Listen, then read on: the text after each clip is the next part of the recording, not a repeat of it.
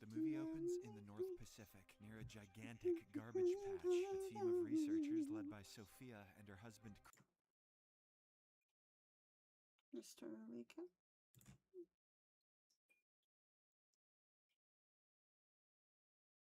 Hi, Mystery Recapped here. Today, I'm going to explain a fantasy movie called The Bothersome Man. Spoilers ahead. Watch out and take care. The movie opens with a middle-aged man named Andreas Ramsfjell at an underground train station. He notices a couple in the distance who are kissing and making strange noises. The kiss doesn't seem romantic. Rather, it's very weird and forceful. Ew. After observing them for a while, Andreas decides that he can't take this miserable life any longer and jumps onto the train tracks. In the following scene, we see an abandoned gas station in the middle of the desert where an old man is hanging a welcome sign. Moments later, a bus arrives there with Andreas as the only passenger. He is unexpectedly alive and has no idea how he ended up here. The bus drops him off at the gas station where the old man greets him, saying he has been waiting for him. He then takes down the I got welcome some sign and little offers to upgrade. escort Got a Andreas to his new home. sword. The latter is still Put it there. perplexed, It's but he enters pretty. the car and they drive away. Afterward, they arrive at a modern city Got that looks toilet peaceful, paper. but at the same time is very lifeless. A The old little man leaves Andreas at his apartment to dunk get some ball. keys. He also tells him about his new job It's as an really cute. I accountant, can't saying believe that it. it's a very I wish good it fit. actually did Andreas then dunk. heads to his place, which is furnished and has a few clothes for him. Looking in the mirror, he is surprised by his rough appearance and decides to shave. The next morning, Andreas wears a suit and heads to his first day at the job. There, he is greeted by his Oh boss, who no, I'm introduces stuck. him to Okay, some phew. of his coworkers. The office atmosphere is positive and everyone appears to be very friendly. His boss then takes him to his office and even pays him a portion of his salary in advance. Despite this, Andreas feels very empty and No, unenthusiastic. For some the reason, plushies. he is not very clear about his job, so he starts transcribing some documents on his computer to kill time. In the afternoon, Andreas goes outside for his lunch break. He sits on a bench near his office and proceeds to eat. After finishing the meal, he Nice. returns to his office, but witnesses something disturbing along the way. A man has jumped from a building and gotten caught in an iron fence. His internal organs are scattered across the ground, making it a terrifying sight. However, people around him don't seem too bothered, as if it's a normal thing. Ooh, a fan. He is also attempting The to claw remove his cake. body. Try to get power. Plan.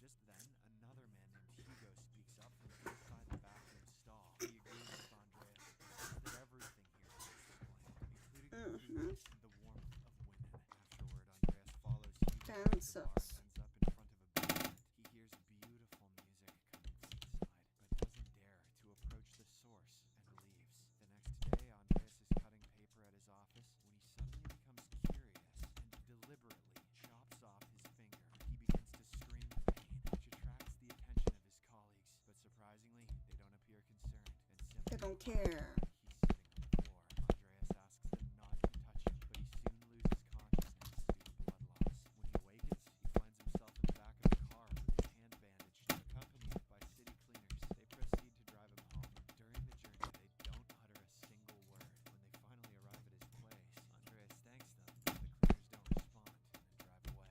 Later, Andreas goes to the What the bathroom and heck? removes the bandage from his hand. To his shock, he discovers that his chopped finger has Let's fully come grown back. back without any scar or mark. These strange events frighten him so much that he fails to fall asleep that night. The next morning, Andreas returns to the gas station where the old man is putting up another welcome sign. The bus soon arrives, and a man gets off to be greeted by the old man. When it turns to leave, Andreas decides to follow it to see where it goes, but the bus suddenly disappears seconds later, leaving him more confused than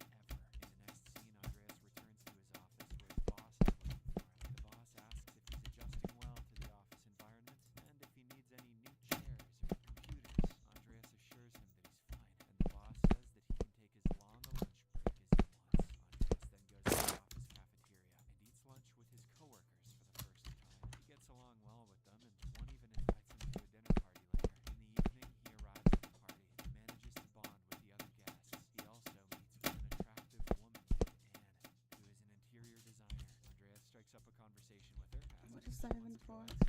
She instantly agrees, almost as if she was waiting for it. Andreas then takes her home after the party, where they end up making love. What is that for? And our protagonist's life improves, and he begins to feel happier. He keeps a plant in his office and purchases a luxury car.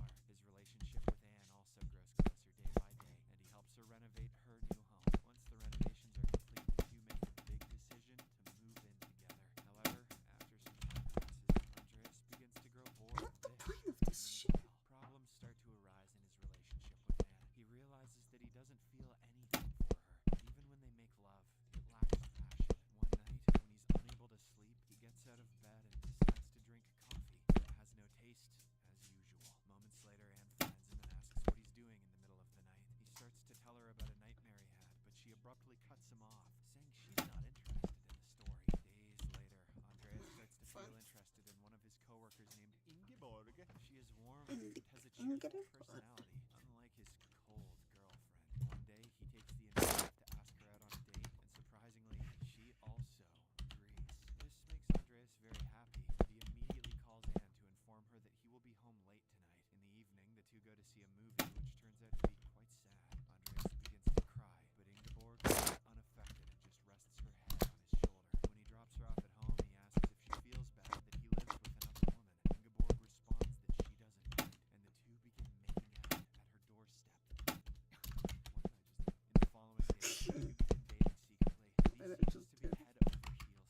Andreas eventually gets tired of living with Anne and decides to be with the love of his life. One evening, he approaches Anne and asks her to end their relationship. He admits that he has fallen in love with someone else. Oh. Surprisingly, Anne doesn't mind and asks him to leave after Sunday because they will be hosting guests that evening.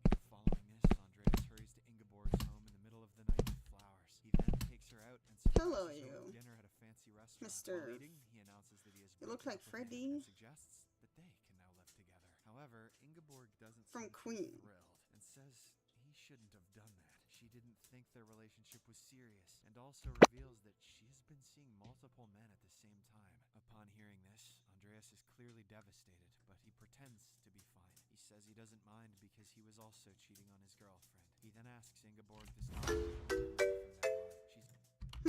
Nice. What is it? This car is always like this. It won't run. I've been fixing it for days, but it kept breaking again. This damn car.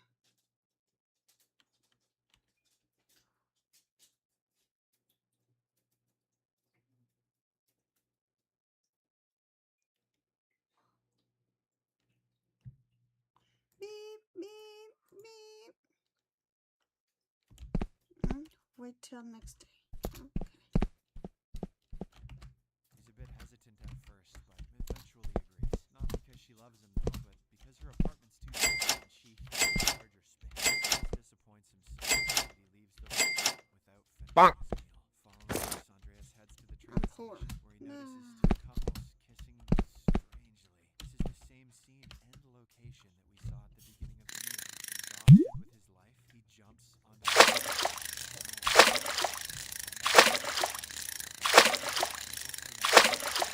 Despite his body being crushed and his bones being broken, he miraculously recovers again. After several hours, Andreas gets up and follows the light at the end of the tunnel. He limps and arrives back in the city, where the cleaners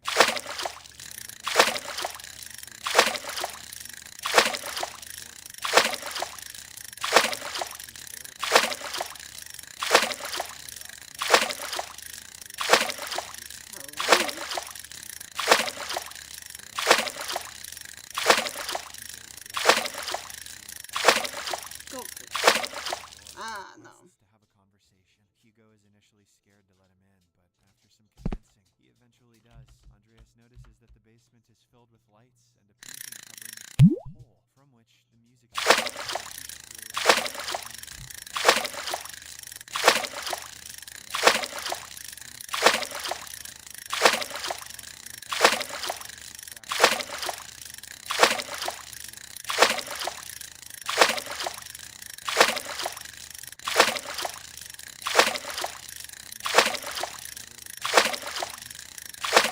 Oh, another.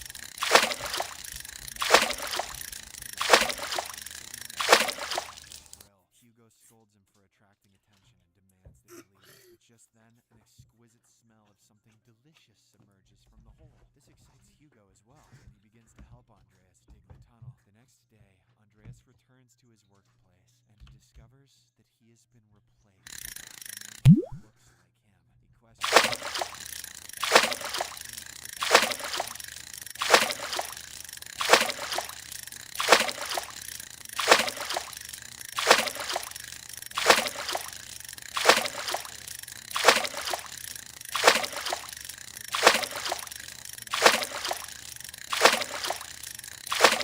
Then, claiming that they are simply fixing a leak.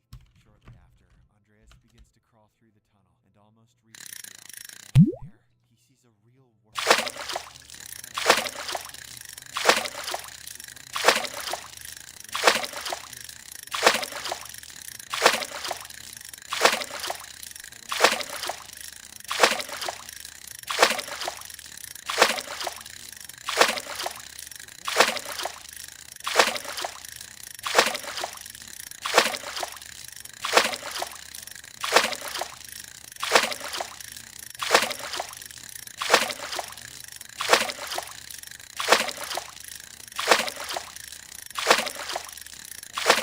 I fucked up.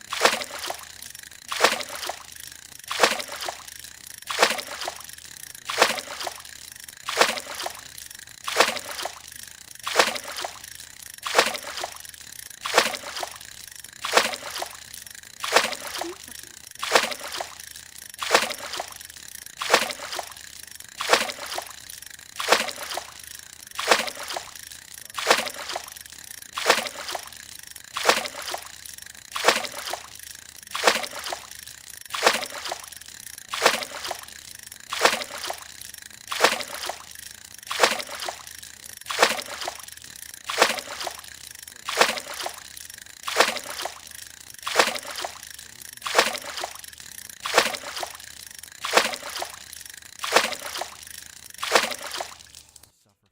Oh my gosh, I keep fucking it up. Subscribe for more videos like this, turn on notifications, and leave a like to help the channel out. Thank you for watching.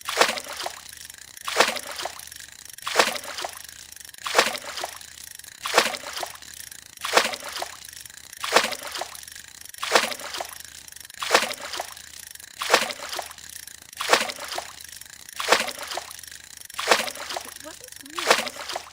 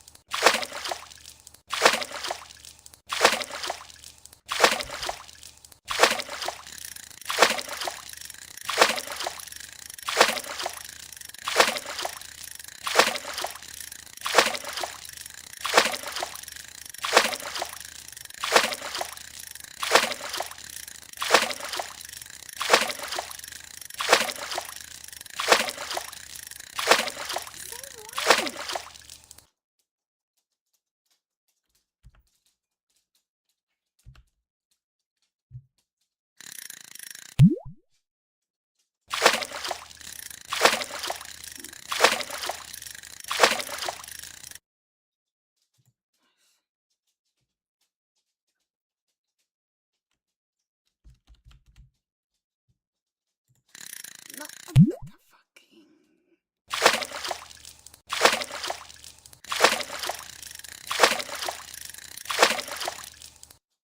Nice.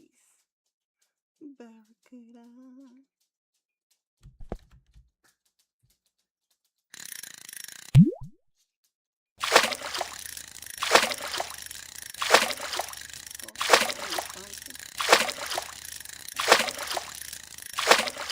Ooh, a battery. Nice.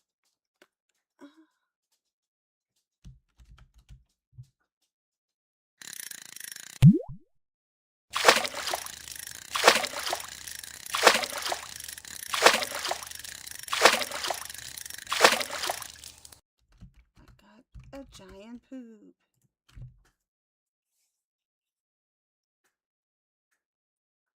Hi, Mystery Recapped here. Today, I'm going to explain a sci-fi thriller movie called Lifelike. Bonk. Spoilers ahead. Watch it and take care.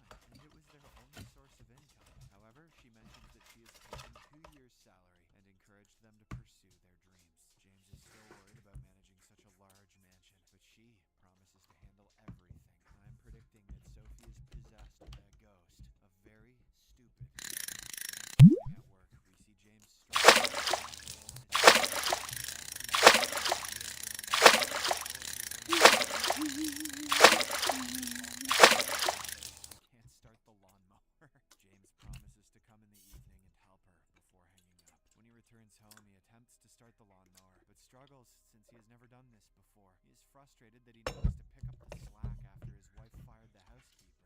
The next morning, Sophie claimed Yeah. that they were happier at the apartment, which annoys James a lot. She mentions that she is not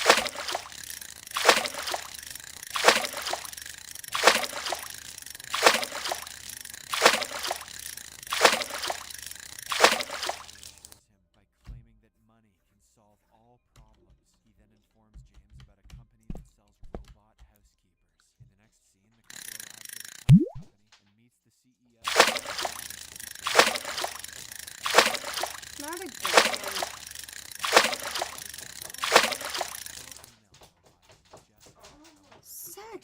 Sacrifice. Bonk.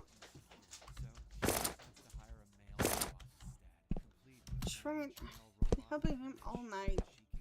Julian then introduces them to a male robot named Henry. To prove his obedience, Julian commands him to lick James's shoes, which Henry does without hesitation. Following this, they bring Henry to the mansion.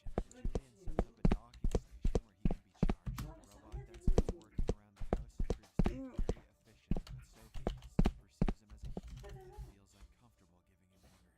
In the following days, Henry becomes adept at handling household chores. One afternoon, he accidentally enters Sophie's bedroom as she is starting to undress. This makes her feel very uncomfortable and anxious. Later, she tells her husband about how Henry was staring at her body, but he dismisses her concerns, stating that he's just a robot and it doesn't matter. After that, James takes Henry to play racquetball. Throughout the game, the robot continues to defeat him, but James does not mind at all. He instead enjoys the company and has a great time. He also opens up about his grief over his father's death. Upon hearing this, Henry expresses his condolences, showcasing his human-like personality. The next day, when Sophie gets to know that her husband's coworkers are visiting the house, she gets to cleaning. Henry helps her with the chores and cracks a few jokes, smoothly finally wins her trust, and she gives him a Charles Dickens novel as a gift. Later, as they take a short break, Charles Sophie offers him wine. Are you kidding me, Sophie? He starts drinking without any hesitation. She wonders what happens to him. Henry explains that when he's at his docking station, everything resets automatically. When James's coworkers visit the house, they are impressed by how much the robot looks like a human. Henry even quotes Charles Dickens, which further amazes them. Robots all have access to the internet, is literally the least impressive thing he could have done. Sophie then tells him that she sometimes forgets he is a robot. Chill, James chill. doesn't Not seem with that phased by pee. this comment. One night, Sophie is awakened from her sleep by some unusual noises outside her home. She goes to check and finds Henry lying naked on the ground. She wakes him up, but the robot has no memory of how he got there. He simply claims that he saw a dream where he was a human. As they head back to the house, James shows up and is outraged to find them together. However, Yes, okay, I have one box and one thing. Henry lying there. The following day, the couple summons Julian and tells him what happened last night. He immediately checks the robot and comes to the conclusion that it's just a minor glitch. Sophie mentions that Henry was dreaming, but Julian says it's impossible. He then warns the couple to be careful and prevent Henry from developing emotions, as it might cause him to behave more like a human. After Julian leaves, James starts blaming his wife for Henry's situation. He emphasizes how she gives him books to read and treats him like a human. Sophie responds by reminding him that he does the same thing by playing racquetball with him. Later, as Henry is massaging Sophie, he strangely begins kissing her upper back and then her lips. But it turns out to be a nightmare, a wet nightmare, as she suddenly wakes up beside her husband. In the afternoon, Sophie deliberately opens her bedroom door and begins pleasuring herself by thinking about the dream. After finishing, she discovers Henry outside the room and wonders if he was watching her. He responds by asking if it would make her happy if he had been watching. Days later, Ew. James notices Sophie and Henry This is just laughing $1? together near the pool. What the heck is the He point becomes then? jealous. He returns to Julian and expresses concern that the robot is making advances on his wife, which may ruin their marriage. Julian explains that Henry is not programmed for love, but only to keep his owners safe. Minuit 10. Oh. He suggests that the real issue lies between James and his wife. They need to address it themselves. When James returns home, he instructs Henry to stop flirting and reading books with his wife. The robot agrees, but says that both his owners must agree unanimously. Upon hearing this, James becomes enraged and orders him to return to his docking station. He then confronts Sophie and tells her to stop reading with Henry, but this only angers her, and they start arguing like children. In the end, she decides to leave the house and stay at their old apartment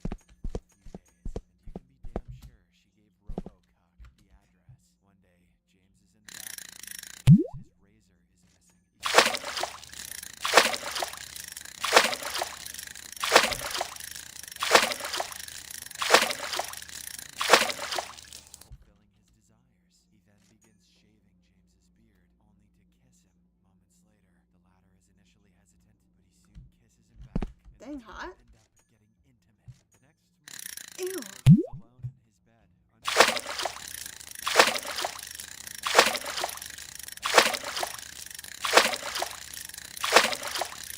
He calls Sophie to try to mend their relationship and proposes they go on vacation together, but she doesn't seem very enthusiastic and suggests that they discuss it instead. Sometime later,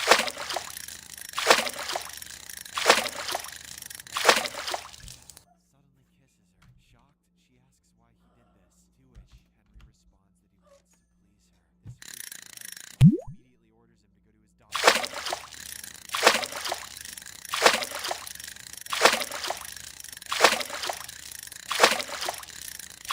Makes him angry, and he shouts that Henry did what she desired. He then accuses her of encouraging the robot's behavior and treating him as a human being.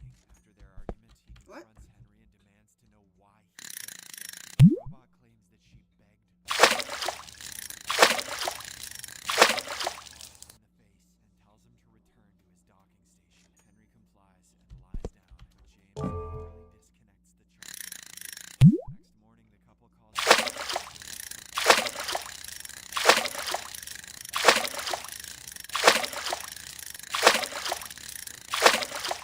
charging station has been disconnected. He asks if they no longer need him, to which Sophie explains that her husband is upset because he kissed her. Henry then calls James a hypocrite, since they also got intimate in her absence.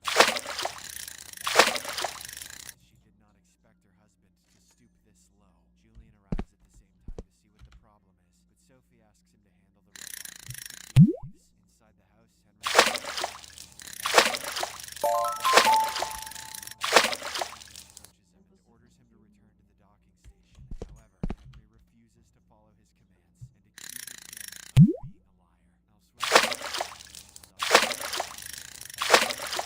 he was envious of Henry because he appeared flawless, and Sophie lit up whenever she was near him. Thus, I had no choice but to put my balls in him. James says that the Good. Balls in the wood.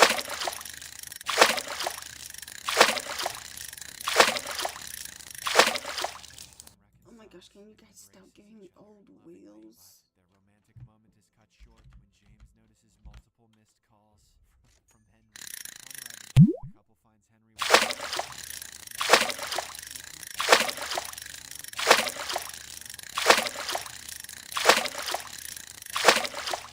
find new owners. James then instructs him to return to his charging station, but Henry requests permission to remain in the field until his battery runs out. All the hesitation agrees out of pity. Julian, but the place is crowded with FBI agents. The female robot Jessica appears very upset and insists that she needs to return to her owner. However, a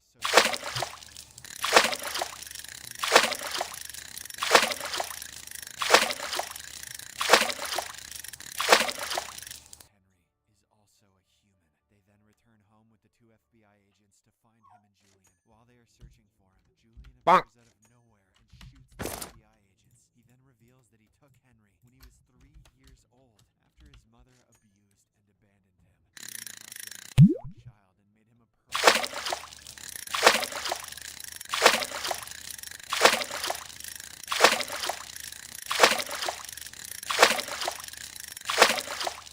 the shit out of Julian with his own gun, killing him. James and Sophie are both so turned on right now. After this, Henry picks up a knife that was lying on the ground. He feels ashamed for letting them down and claims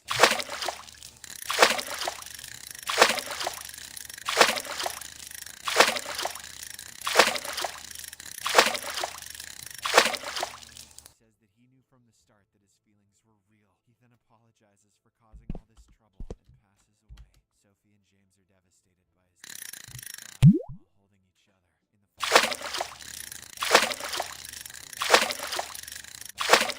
That was fast. parents how he got his name. Sophie tells him that he was named after someone very special. She says it's a long story, and he will have to wait until he's older to hear it. But long story short, Henry got your dad.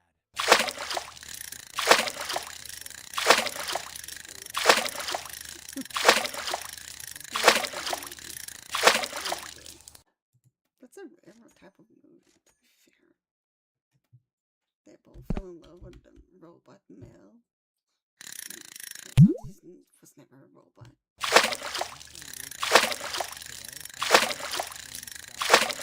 Movie called Real Playing Game. Spoilers ahead. Watch out and take care. Bonk.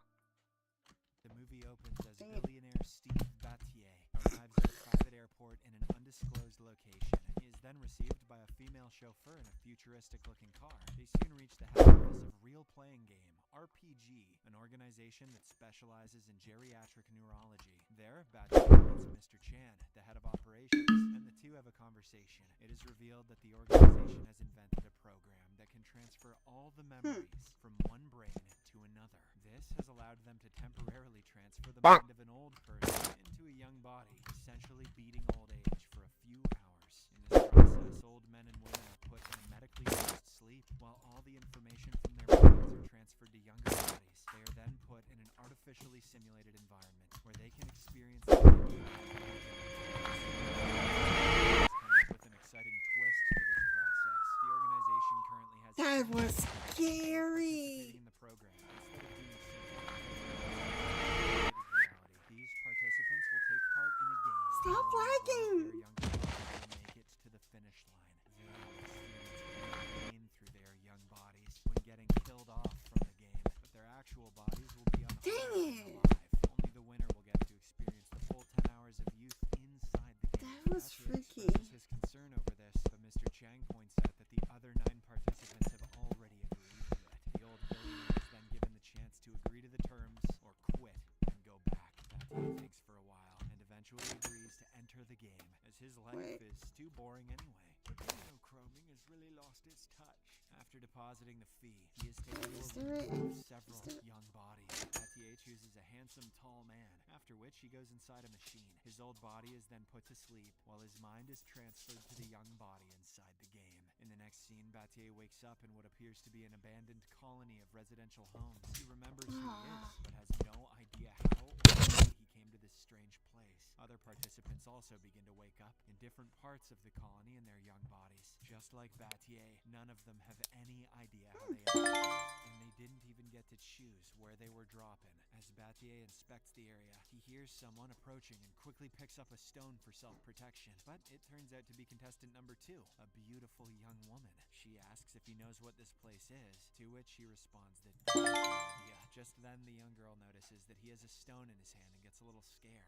She further asks if he knows who he is and how he ended up here. The young Battier cautiously says that he fully knows who he is, but has no idea about any of the rest of it. He then drops the stone and suggests they try to find a way out of this place. A few minutes later, they run into 2 other contestants. Number 3, a young woman dressed in jeans shorts who is currently confronting contestant number 4, a young playboy. Number 3 has a stick in her hand and warns everyone not to come close, despite number 2 reassuring that all of them are just as lost as her. She doesn't listen and runs away. Contestant number 5, who had been watching them from a nearby building, joins them shortly after. As the group is discussing, they suddenly hear a scream and run towards it. They soon come across contestant number 6, wailing in agony with blood all over his left ear. He reveals that a crazy woman carrying a stick attacked him before running away. After tending to his wounds, the group then goes back to the abandoned buildings to search for any clues about the place. How did I not Soon get the afterwards, 70? the rest of the contestants also join. Number 7 is a young Asian man.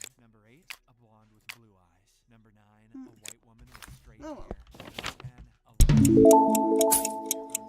all of them then head towards the tallest building in the colony to see if they can find anything meaningful there. But upon reaching it, they are greeted by a hologram of Mr. Chang, who introduces himself as the gamekeeper. He reveals that they are currently inside a game, while their real bodies are back at RPG's building. Mr. Chang adds that these are not their real bodies, and they are all old people, but not just any ordinary old people. They are rich, powerful, and famous individuals who paid to be in this game so they could experience being young once more. The gamekeeper then gives a quick rundown of their real identities without telling them who is who. There's a Chinese billionaire, Li Meng, ex-KGB Russian tycoon Boris Znovrev, Hollywood star Kate Barrington, Colombian playboy Carlos Santiago, artist Yasmin Nova, Norwegian princess Alice Fialbaca, billionaire Steve Battier, reclusive lesbian Steve singer Battier. Wyatt, Maria Molyneux, football star Jorge Valdez, cool. and African dictator Okat Ba.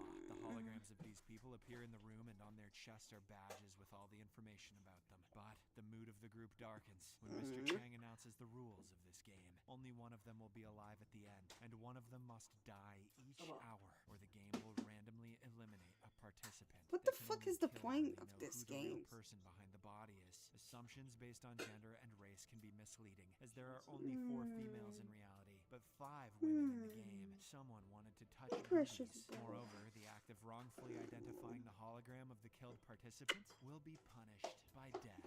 After telling the participants that they have less than an hour to go for the first death, the gamekeeper vanishes, leaving the 10 holograms behind. The group is shocked by the sudden influx of information, so they decide to find a way out of this abandoned colony. They head out of the building and walk through the surrounding forest. After a while, they arrive at a wall, which seems to be lining the entire colony. The wall does not look that tall, so number 5 suggests going over it. However, Battier stops him and throws a wooden branch at the wall. His intuition turns out to be correct, as the branch is instantly charred to ashes, showing that the area is guarded by high voltage. Following this, the group has a short discussion, and they eventually decide to wait until the first hour passes. That way, they will be sure if the game really kills the contestants, or if the game master was simply bluffing in order to make them Who's comply with dying the though? rules. The They old then go their people, or separate ways, and several smaller cliques start forming within the group. The blonde and beautiful number 8 makes out with number 5 near an abandoned swimming pool, while Battier and number 2 also stay together.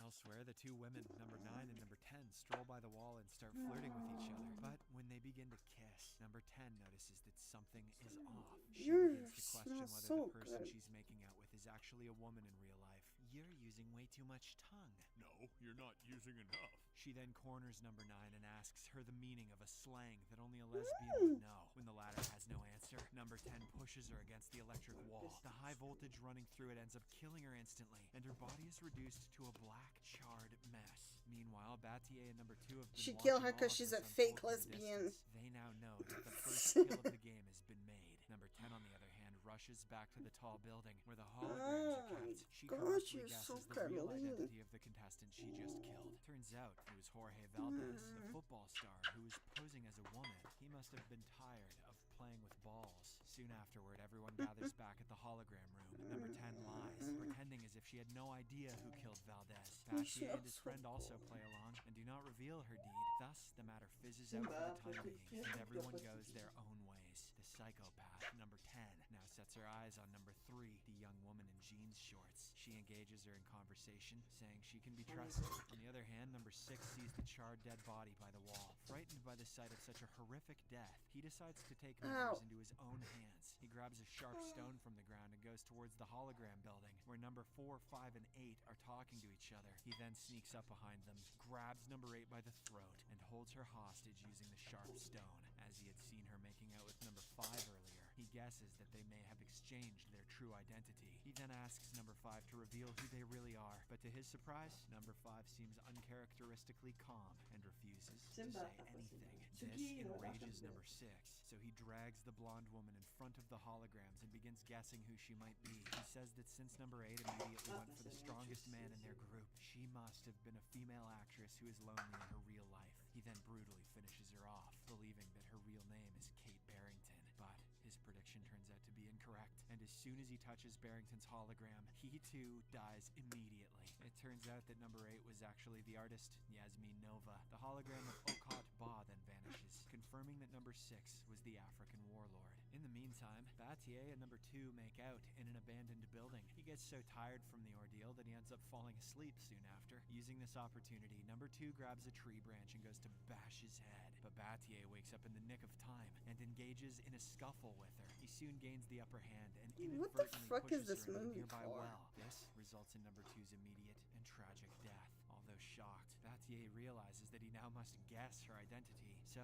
he goes to the hologram room. He also theorizes that the woman was Hollywood star Kate Barrington because she seemed rude and pampered. Fortunately, Battier's guess turns out to be true, and his life is spared for now. On the other Nice. hand, number 3 and number 10's makeout session also goes south, as the latter latter tries to choke her partner to death, but number 3 manages to wriggle out of the situation and even injures her rival's arm. A frightened number 10 then rushes back to the hologram room where the young Asian man has been hiding for some time. He confronts her, revealing that he knows she killed the football star Jorge Valdez. The cunning woman tries to come up with an excuse, but he suddenly pushes her. This causes her to fall down 2 stories and eventually die. The Asian man then correctly chooses her hologram. She was the singer, Maria Molyneux. Following this, all the remaining members gather near the abandoned swimming pool. They talk to each other and agree that they should let the clock run out until the next hour passes by, but this peace lasts barely a few minutes, as number 7, the Asian guy, thinks he knows the real identity of number 3.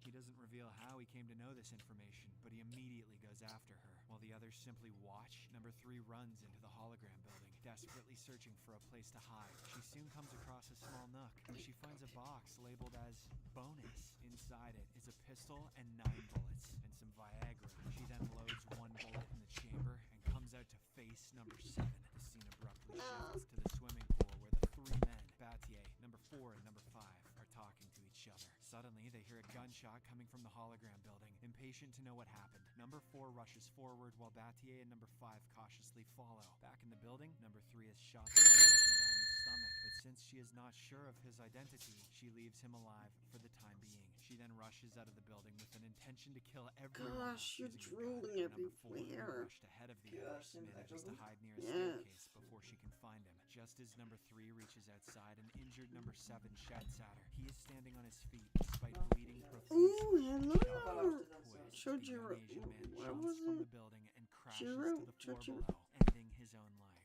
This forces number 3 to choose the correct hologram within the next 15 minutes or die. Thus, she makes her way back inside the building, only to be ambushed by number 4 in the hologram room. He snatches the gun from her, but starts getting cocky instead of immediately killing her. He suggests that they should make out while threatening her with the gun, but number 3 refuses, pointing out that the gun has no bullets. It is then revealed that she had loaded only a single bullet and hidden the rest. She then uses this momentary distraction and fatally stabs number 4's abdomen with a nearby steel rod. Shortly after, number 5 and Battier also arrive in the hologram room and find number 4 dead with the gun lying nearby. Battier immediately grabs it, but number 3 reveals that she has all the bullets. She then picks herself up and goes to the holograms. It is quite evident at this point that number 4 was the playboy, Carlos Santiago. Just as she presses the right hologram, Battier runs away, fully aware that it's the end game now. Seeing this, number 5 grabs a nearby steel rod and runs after him. The 2 men soon meet on either side of the well in which the actress Barrington had fallen earlier. Using his persuasive skills, Battier convinces number 5 to wait out the rest of the time without any bloodshed. He throws the gun in the well as a gesture of his commitment to peace and asks number 5 to do the same. The latter thinks for a while and eventually gives up his weapon, but unbeknownst to him, Battier had earlier picked up a broken glass bottle and hid it in his pocket. Just as number 5 turns his back, Battier stabs him in the throat, leading to his painful death. Come Following on. this, the billionaire goes to the hologram room and correctly guesses that number 5 was the Russian oligarch, Boris Zonvolev. He then swiftly goes to number 3, who is rushed into the woods to hide. Once again, he uses his persuasion skills and convinces her to have a good time. While the clock runs out itself, the 2 then begin to make out, and when her guard is down, Battier stabs her throat with the bottle. In the final scene, Steve Battier, now the only man alive in the game, is declared the winner. After 10 hours of living in a young body, he comes out of the RPG machine as an old man. Later, as he is chauffeured back to the airport, he looks into the car's mirror. Instead of seeing an old man on the verge of death, he sees the image of a young man looking back at him. This indicates that Battier now has a renewed passion for living his life to the fullest, despite his old age. Even though not a single one of those geriatric idiots took the opportunity to get naked. Subscribe for more videos like this, turn on notifications, and leave a like to help the channel out. Thank you for watching.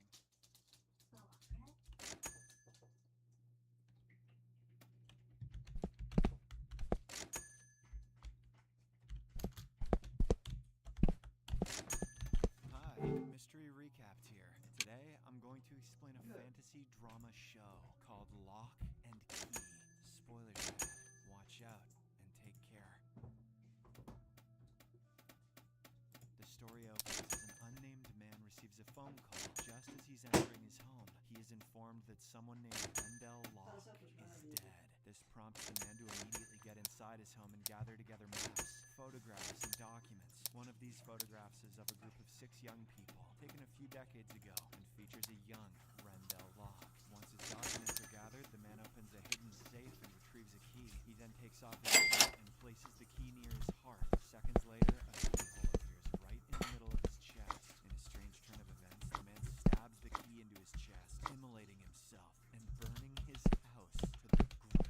On the other hand, following Rendell's death, the remainder of the Locke family, matriarch Nina, middle child Kinsey, and the youngest, Bode, move to a town named Matheson. Nina seems determined to start a new life away from the hometown. However, Matheson doesn't seem to bring them much joy either. Everyone from the server boy at the ice cream parlor to the children at school knows about their family tragedy. Some people are kinder about it, while others are outright cold. It is then revealed that moved into Rendell's ancestral home, Key House Manor. It's massive, daunting, and clearly needs a lot of Duncan is the caretaker, but he lives in Boston and doesn't care much for the house. The scene then cuts to a flashback from 3 months ago, where Nina and Rendell are spending a lovely evening together. Their moment of peace is soon interrupted by Sam Lester, one of Tyler's friends. He looks possessed and insists on speaking to Rendell about the Key House, but the lad dismisses the topic so as to avoid further questioning. This prompts Sam to pull out a gun and shoot Nina in the leg as a warning at this crucial moment. Tyler arrives home and knocks on the front door. Rendell uses this opportunity to try and snatch the gun away, but gets shot in the process. A stunned Tyler then enters, but he can just watch on as his father collapses to the floor and passes away forever. Back in the present day, Bode is photographing the scenery around the house when he is drawn to a locked alley. He is able to fit through the surrounding bars and immediately takes a Polaroid photo of the well's bottom. He then accidentally drops the image into the well. To Bode's surprise, the Polaroid magically appears right by his side. This piques the kid's interest and he yells into the well. Run for all my penis. Will you double that? Seconds later, a female voice replies back, addressing him personally. Please don't! But the little boy becomes scared and runs back to his house. The next day at their new school, Kinsey eats her food alone at lunchtime as she has no friends. Only a boy named Scott, who works at the local ice cream parlor, approaches her. He invites her, but she declines the offer as she doesn't know him that well. Meanwhile, at home, Bode hears the female voice from earlier calling the hardware store, and so he decides to check the well out once more. The woman, whom he refers to as Echo, reveals that the Key House Manor is full of magical keys. There is a key that allows someone to step outside of their body, and another that allows people to change appearances. However, the best key is the Anywhere key, one that can take him anywhere he wants to go. If Bode wants to find them, he should listen to the voices inside the house. The kid becomes really curious, and he heads back home determined to find these magical artifacts. A few nights later, Bode hears strange voices near Kinsey's bracelet. It was gifted to her by her father before he passed away. While she was in the bathroom, Bode manages to take the bracelet apart and finds the first key, the Anywhere key. Excited, he Anywhere rushes key? back to his room and puts it in the keyhole of his closet. He then steps into the closet and comes out in his desired destination, the neighborhood ice cream parlor.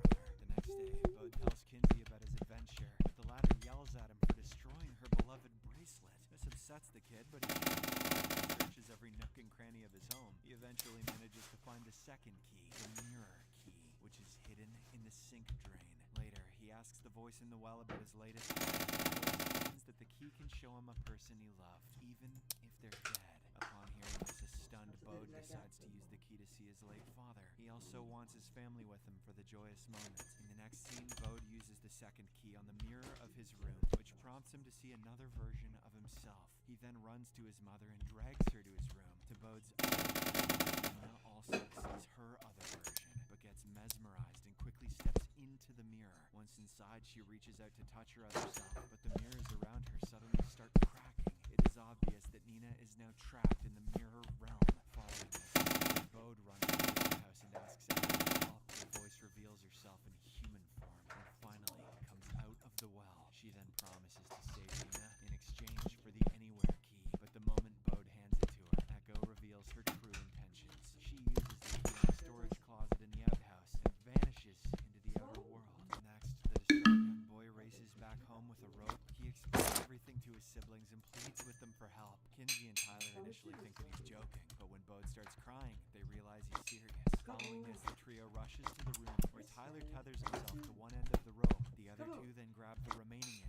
5 adventures into the mirror realm. With some difficulty, he eventually finds Nina and brings her back to the real world. Once outside the mirror, the children mull over the strange experience, but Nina seems to have immediately forgotten the Simba! events, leaving the children even more confused. Écoute. Elsewhere in the prison, Sam Lesser has a visitor. It is revealed to be none other than Echo.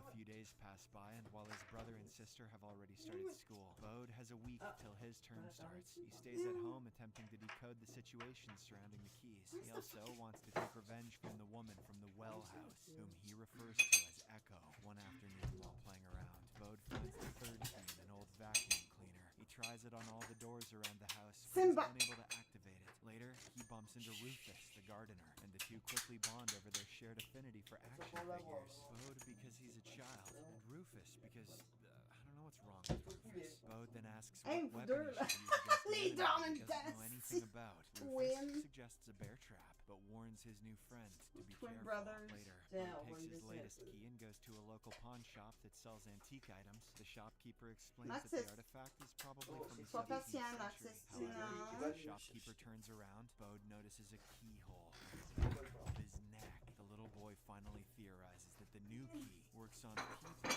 and not doors. Following this, he runs back home and places the new key near his neck. A small keyhole soon appears on the spot, confirming his theory. However, he decides not to use it for the time being. Elsewhere, Echo is enjoying her freedom a little too much. She eats almost every dish available at a diner and uses the Anywhere key to escape without paying the bill. She then steals designer clothes from a store and later breaks into a jewelry shop to take away a necklace. A few days later, Rufus's mother Ellie comes to pick him up from Key House Manor. Nina is glad to meet her and invites her inside for a chat. From their conversation, it is revealed that Ellie and Rendell went to school together. They were part of a group of 6 close friends, which included Lucas, Rendell's best friend, as well as Ellie's husband.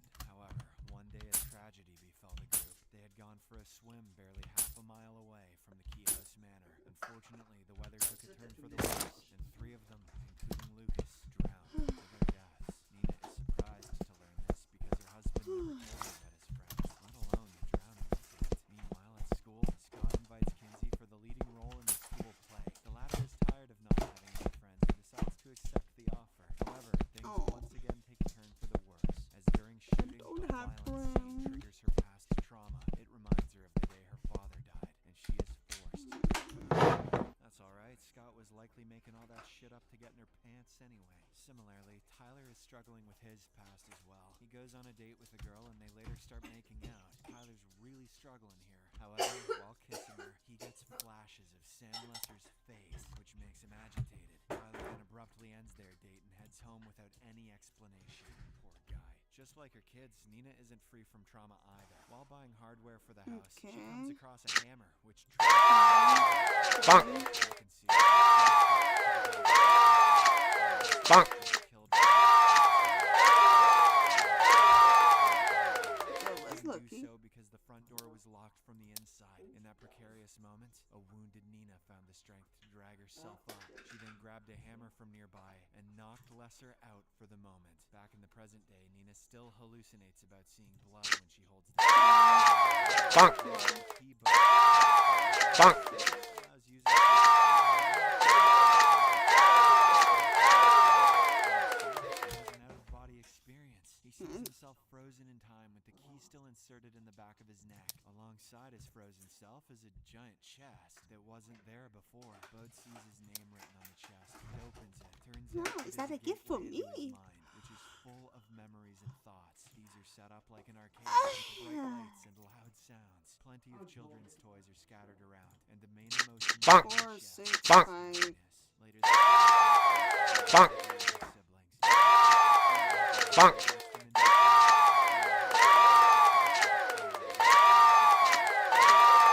Memory of their father, a story about a sea monster that he used to tell all his children. Unfortunately, Bode never knew how the story ended, as he always used to fall asleep midway. After a while, they come out of the chest, and Bode removes the key from his neck. Tyler questions how he is finding the key. Bonk. Bode reveals Bonk. that he hears them. Bonk. Bonk. Bracelet. Bonk. Ooh.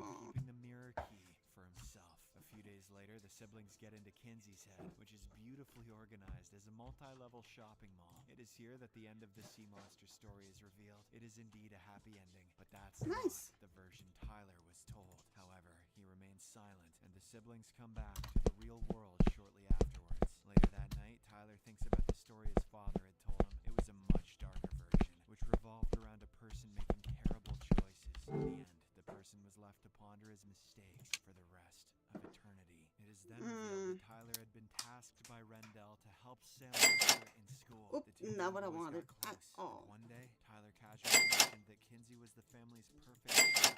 Upon hearing this, Sam became upset, as he couldn't do anything right in his father's eyes. He said that he often thought about killing his own father. Tyler laughed at his words and even jokingly asked Sam to do the same for him. This explains why Tyler has been so withdrawn from the family since his father's death. Not only is he grieving, but he feels guilty as he thinks that he egged Sam on to kill Rendell. Elsewhere, Nina meets Ellie at a local diner. It is obvious that the latter has ulterior reasons to keep an eye on the Key House Manor. During their conversation, Nina says that she used to be an alcoholic once, but has been sober for 6 years. She still regrets missing out on so much of her children's lives. Nina also reveals that her youngest son had met a scary house. This catches Ellie's attention, who seems very interested in the story, although she doesn't express it outright. After returning home that night, Nina goes through her closet and finds a yearbook that belonged to her husband. She looks through it, stopping to gaze at Rendell's old picture. She also sees his other friends, including a photo of Lucas with an omega symbol around him. The next few pages are littered with various symbols around several people. Suddenly, Nina realizes that she has seen the omega symbol before. She distinctly remembers noticing it on Sam's wrist just before he shot her husband. On the other hand, Echo is using her freedom to track down old friends, one of whom is Mark Cho. It is revealed that this is the man who immolated himself in the opening scene. She uses the Anywhere key to travel to his home, but finds it burnt to a crisp. Suddenly, Echo notices a kid nearby who has a thread containing a key around his neck. This is the same key that Mark Cho used to burn himself down. Echo goes after the kid and manages to lure him inside the ruins of the home. She promises to show him magic, using her Anywhere key in exchange for his necklace. Following this, Echo uses her key on a half-burnt door and opens a portal to a railway platform. This grabs the kid's attention, and right when he's distracted, he snatches his Oh, I necklace. forgot. Echo then pushes the kid onto the train tracks before closing the door. In the meantime, the cheeky Bode manages to find yet another key. It is hidden in the painting of his great-great-grandfather, Chamberlain Locke. This is the ghost key, which turns the user into a ghost when used on a door with a skull knob. One such knob is present in the Key House library, and Bode immediately inserts his latest key in it. As he steps through the library's door, his soul is yanked out of his body, and he turns into a ghost. Next, the little boy enjoys himself flying through the grounds and the forest in his ghost form. There's also a cemetery on the grounds where Bode meets Chamberlain, who is an actual ghost. The old man tells him something interesting. Rendell and his brother Duncan used to use the ghost key all the time when they were children. This is particularly strange, as Bode never heard Duncan talk about any of the keys. While returning back to his body in the mansion, Bode sees something else as a ghost. Turns out Ellie has a key to the well house, and she is looking for Lucas. Subscribe for more videos like this, turn on notifications, and leave a like to help the channel out. Thank you for watching.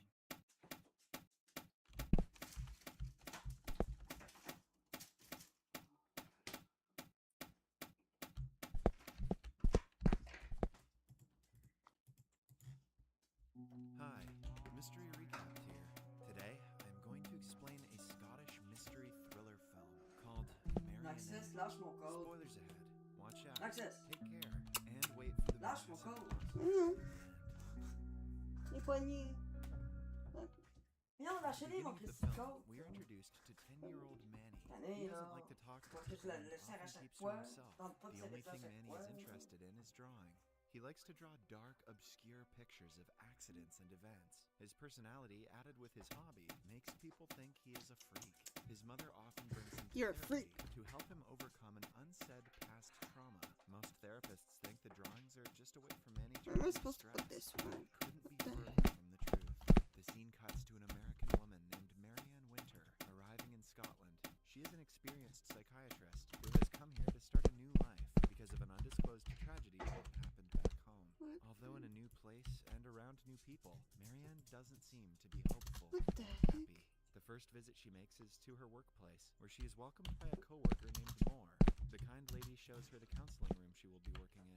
Moore is confused as to why Marianne chose to come to Scotland when she had a much better job back in New York. To cut the conversation short, Marianne simply says that she likes the rain. The facility is short-staffed after their previous psychiatrist was hospitalized for a mental problem. Hence, Marianne only gets a few hours before her first session with the patients. She has 2 sessions that day, but the second one is far more interesting than the first. The patient is Manny, who likes to draw dark, obscure pictures of accidents and events. Most of his drawings depict a pig in place of humans, which Marianne thinks is interesting. She tries making small talk with Manny, but he's busy drawing for half of the session, so she takes a different approach and starts talking about the drawing. For the first time, Manny speaks and claims that no one likes when he talks, so he prefers staying quiet. On being asked why people feel that way, he replies that he can make things happen. Intrigued, Marianne asks him what was the last thing he made happen. To her surprise, he replies, "You." The comment doesn't make sense to the doctor, but she fails to realize that the kid isn't just blabbering. After work, Marianne goes to a bar for a drink. She comes across a man who seems to be interested in her, but doesn't approach her. Where The am I man is with supposed a to girl put it? who happens to be Marianne's new colleague. She hands Marianne a brochure of a book club she and her guy friend attend, and invites her to join the club. A while later, Marianne is on her way home when she comes across a car crash under a tunnel. The car is on fire, and a man underneath it is injured, but not dead. Marianne wants to help him, but she freezes in shock and cannot move It's at a all. seal. Eventually, it explodes, and the passers-by can do nothing to save the But- guy. The scene abruptly cuts to the next You day. cannot- Marianne finds a bunch of Manny's drawings. One of them depicts a car crash, similar to the one she witnessed yesterday, except there is a pig present on the scene. In the next therapy session, What she the asks the heck? kid if he saw the car crash on the news and remembered it. Manny says that he didn't see anything about the car crash. In fact, he is the one who made it happen. He also adds that he makes everything happen in this world, and if it weren't for him, she wouldn't be here. A confused Marianne looks at him in awe when he claims that there is a gun in her drawer. She dismisses the comment as him just trying to be spooky, and she doesn't bother to check the drawer either. Later that day, the staff of the clinic organize a monthly meeting to talk about their patients. Marianne is told that she is the only person Manny speaks to, and is otherwise always quiet. He refuses to talk to his adoptive mother and his friends as well. Manny was previously treated by a doctor whose position Marianne took in the office. She wants to study the case file from the former doctor, and the administration promises to look into it. In the evening, Marianne goes to the book club she was told about. As a group discussion takes place, the guy from the bar catches her attention. After the discussion, she introduces herself to him. The guy's name is Kieran, and he lives in the same neighborhood as Marianne. The two talk briefly before Marianne gives him a ride to his home. Kieran takes a step forward and invites her in, but Marianne quickly declines. At night, she dreams of the time she was in America with her husband Josh. They were an ideal and happy couple driving to a cafe one day when their car broke down. They asked for help from a man passing by in his vehicle. Everything was going well until they drove off the road and hit a tree. In the accident, everyone died except the recurring nightmare wakes Marianne, and she goes to the office again to work to get her mind off the dream. To her surprise, she finds a gun in the drawer that Manny was talking about yesterday. Before she can comprehend what is going on, she gets a call from a man asking her to kill him before he kills her. The person cuts the call abruptly, leaving Marianne confused. In the following scene, she meets Kieran and chats with him. The guy owns a boat, so the two decide to sail for fun. He asks her about the wedding ring and finds out about her husband's death. Marianne also reveals that she came to Scotland to run away from all the haunting memories. But so far, it doesn't seem to be working. The next day at work, Marianne tells her boss about the strange call she received yesterday. The man assumes it must be from the former employee. He was the psychiatrist working before being admitted to a mental asylum. His reports on Manny were affected by his mental health problems. The director refuses to provide his final notes. Still, he provides Marianne with all the background information about the kid. It turns out Manny's father died in a car crash, and his mother committed the unthinkable right after. He was found in his house, severely malnourished and sick. Since then, he has made great progress, and is now living with his adoptive mother. Marianne looks at the drawings again, and they seem much more disturbing to her after knowing what he has been through. In the following session, Manny asks her if the gun scared her. Marianne is shocked, but she pretends to not know what he is talking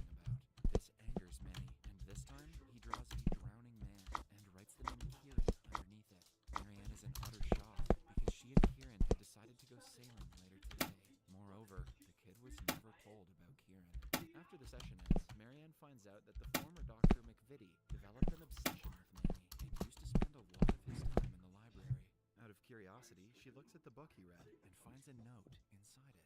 It says that Manny's full name, Emmanuel, means God is with us.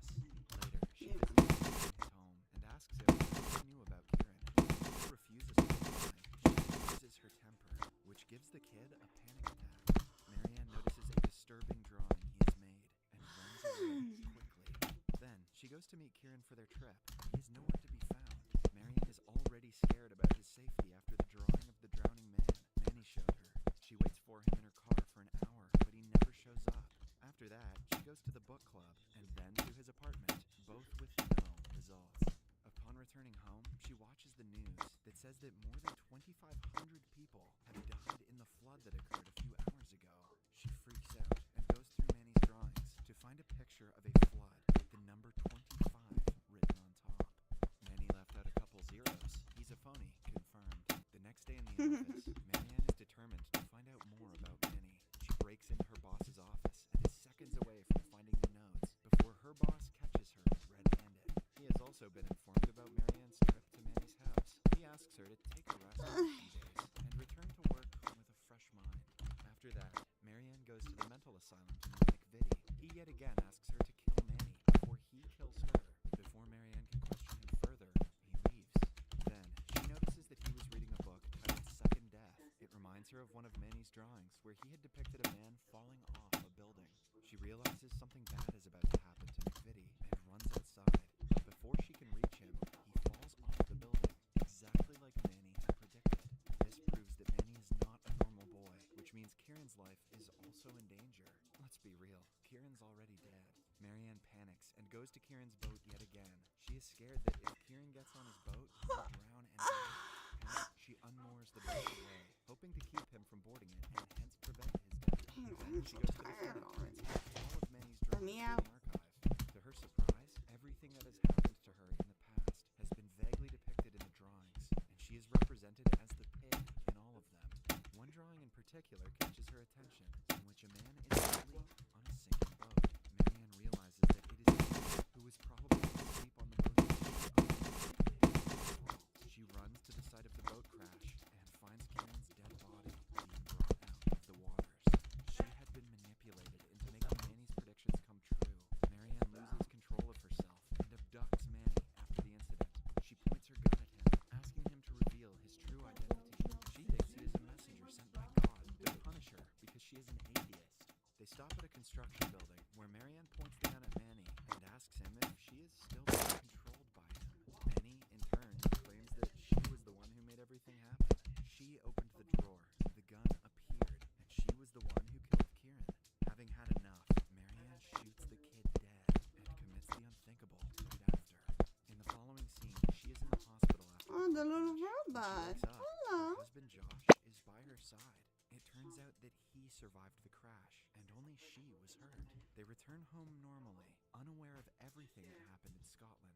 But in the middle of the night, Marianne wakes up and tells Josh she has been to Domino, Scotland. what are you She doing? thinks it was a dream, but Oh, remembers hello, every boss. detail of I the have a visit feeling this vividly. minibus She calls the isn't clinic just the next any day, old and hearing her minibus. colleague's voice makes it It clear was that the honking dream by was itself true. just Without now. informing anyone, she flies Boss, to Scotland the next but I morning couldn't and meets her understand colleagues. what it meant. However, they don't recognize I'm her. trying to She asks them translate about what it Manny, but means. they do not know him either. Beep, beep. Determined to know where he Beep. is, she Oh, goes to the archive room and I finds get his it. It files says on the that ground. it All of needs a sudden, Manny a appears from the core dark because and without stalks its her. He says that he machine never feels too changed weak. the future or manipulated her. But I'm It too was her tired to who made deal his with predictions this after real by working for looking at the today. drawings.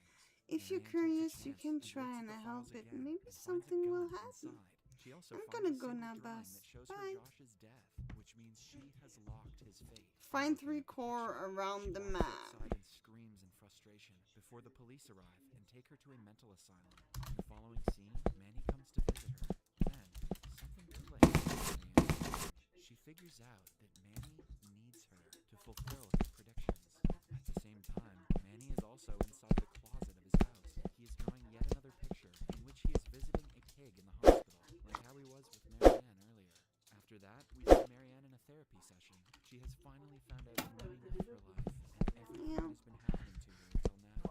She knows that she only exists in Manny's mind, which is why he is able to change and manipulate her future. Manny used to be a happy child when his parents were alive,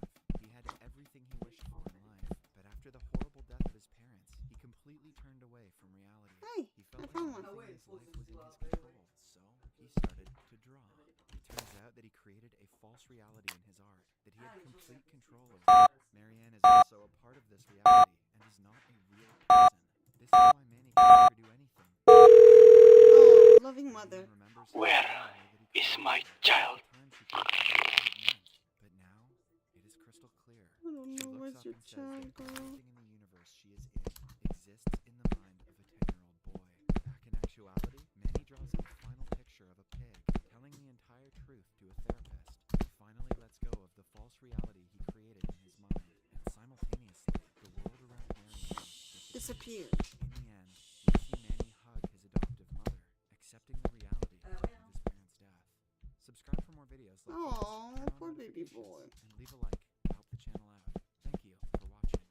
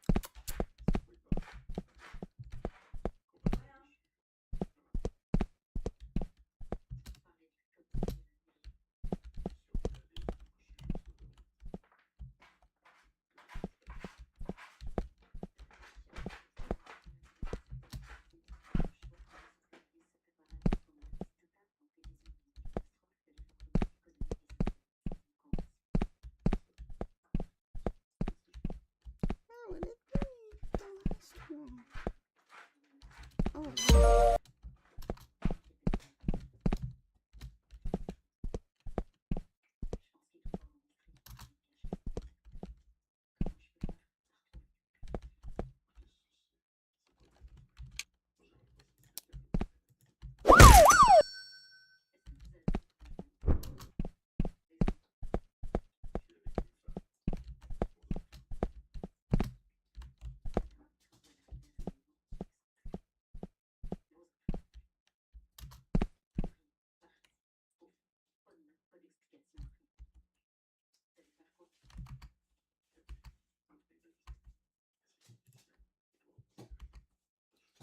pas encore, là. Oh, he just launched himself. No.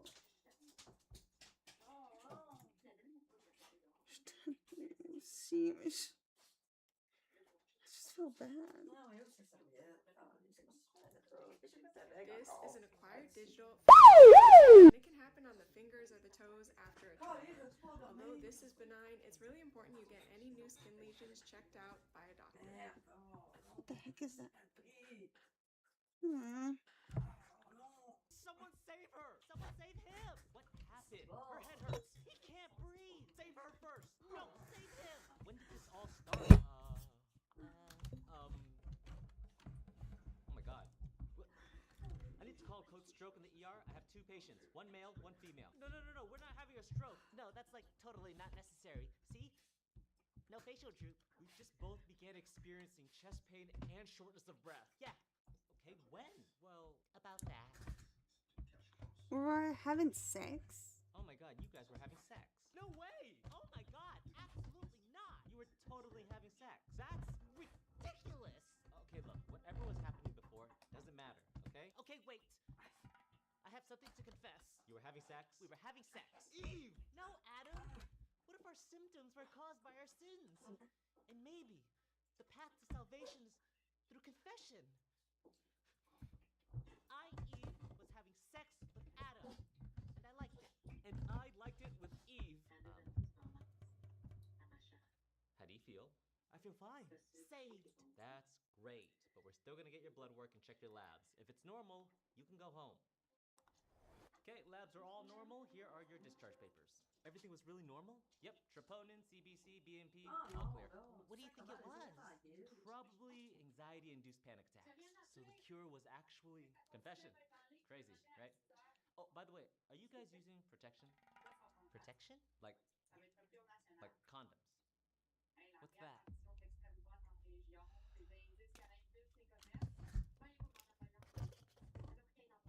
Someone save her! Someone... So you tested positive for an STI. We're gonna send you home with some antibiotics. Yeah, about that. Oh, quick question. After sending a picture showing only half her face, this girl started overthinking if it counted as catfishing. Okay, quick question.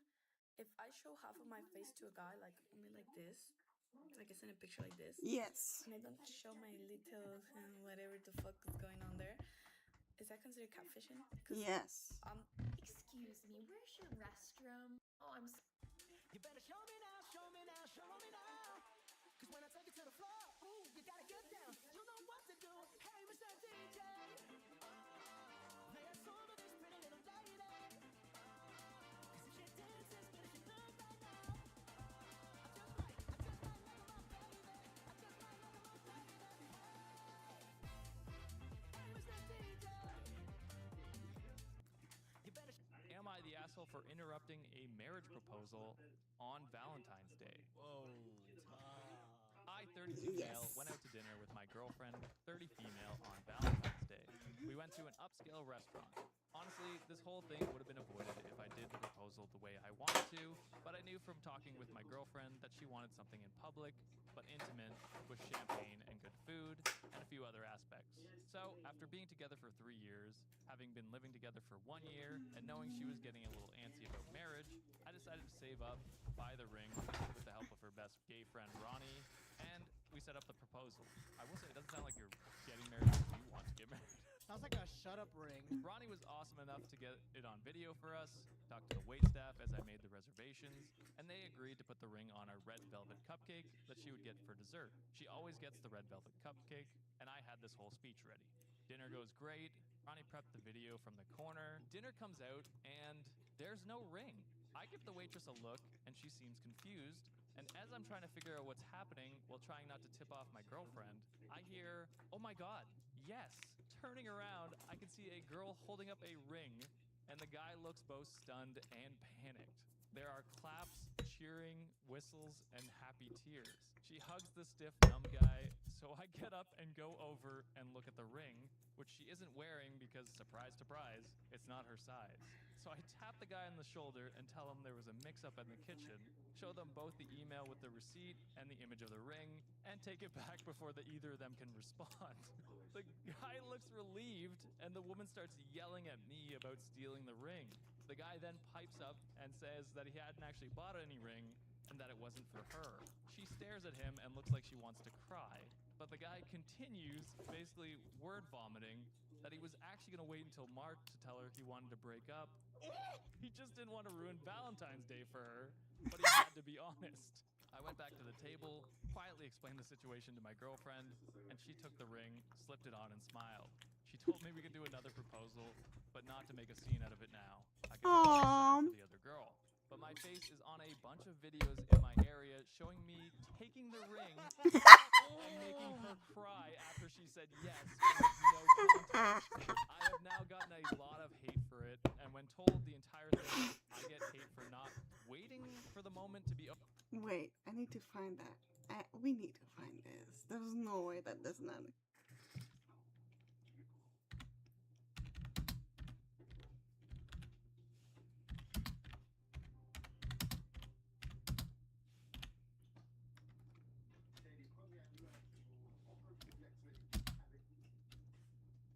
Hello?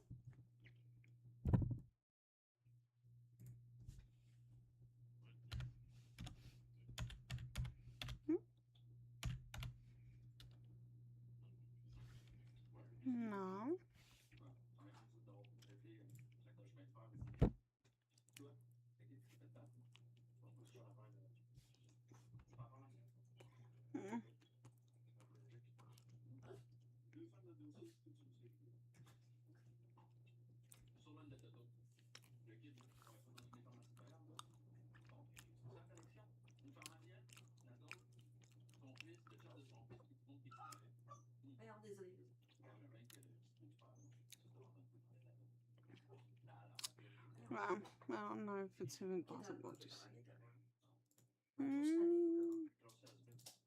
はい、それではお送りいたしましょう。福田香音さんでこちらの曲です。どうぞ。Oh my gosh. Over and humiliating the poor girl. So, am I the Why are you doing that? Because people eat dinner? Not people who are moving out. April, you're supposed to be packing. I'm not leaving. Because I told you I'm not giving up. If you want to trade nights on the couch, we can do that, but I'm not moving out to my home. It's my home. It's my... Oh, I hate you are forcing me to say this stuff, April, okay? It's my name on the lease. It's my place. You moved in and you moved out. No, I didn't move out. I went away and then I came back.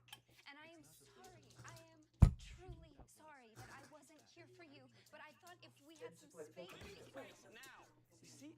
Right now. I don't remember this. Have my burrito and go to sleep. Save it. I made dinner. What is it, boiled bunny? Because you sound crazy. Okay, I feel like a hostage. But like a reverse hostage where the kidnapper just follows me everywhere and won't leave my damn house. You know what they call that? Marriage. And it gets hard, but you don't just leave. You don't just stop. You do. You do just stop. You know what they call that? Divorce. Tomorrow morning, when you go to work, I'm having the lock. Yeah, tomorrow night when I get home from work, I'm bringing a crowbar. Listen to yourself. Thank you for not changing the locks. Things got a little crazy last night. Maybe you're right. Maybe I'm being a little crazy. But is it really crazy to try like hell to save the one thing in the world that matters most to you? I love you. He's having sex with another girl. Why? Oh no, he left. Because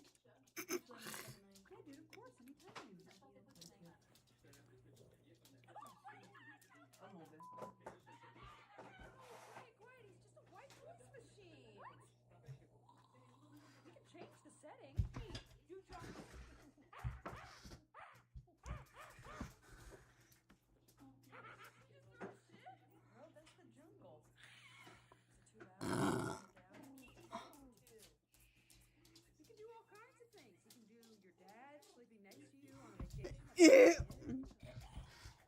I don't want to see next like that. Kittens and the night mittens. I see Christopher Walken. Practices impressions while he's at work.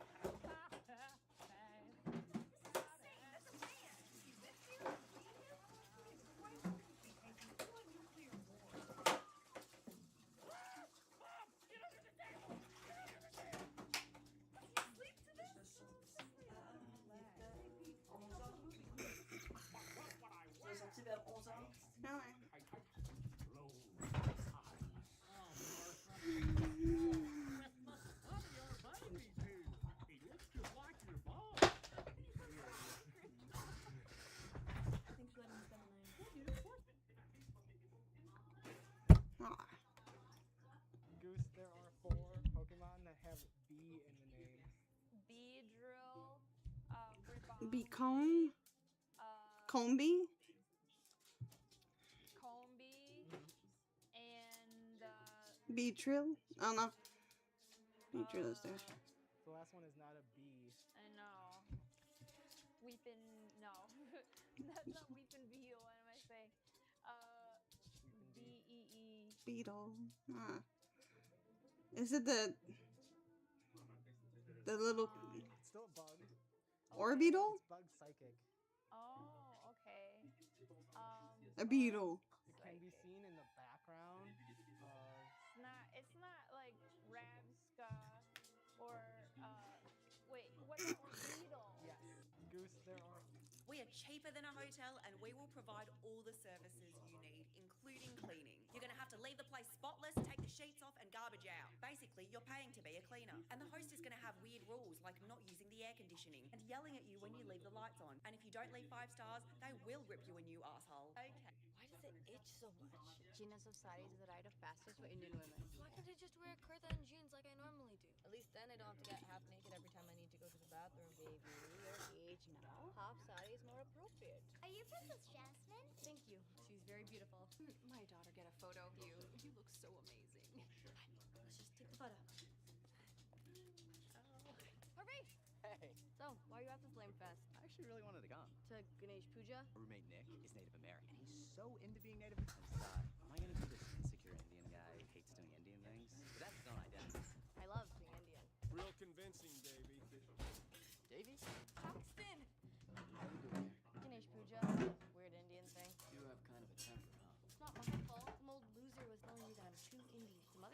think I'm not Indian enough. Who cares what other people think? Do you, Vishnu Kumar? You look cool in that outfit.